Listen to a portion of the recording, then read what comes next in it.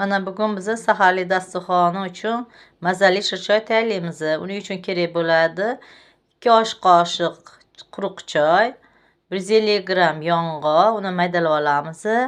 200 gram suv, 1 chimdim tuz, tabga ko'ra tuzini ko'rib olamiz.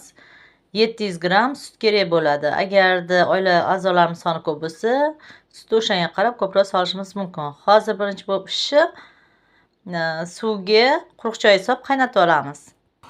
Mana suvga quruq choy solib qaynatib olamiz. Yaxshilab qaynagandan keyin buni suzg'ich yordamida olamiz. Qora choyimizni suzg'ichdan o'tkazib olamiz. Mana shamalarni sitadan o'tkazib oldik. Qip-qizil bo'lib choyimizning o'zi qoldi. Endi bunga sut solamiz. Mana sut soldik.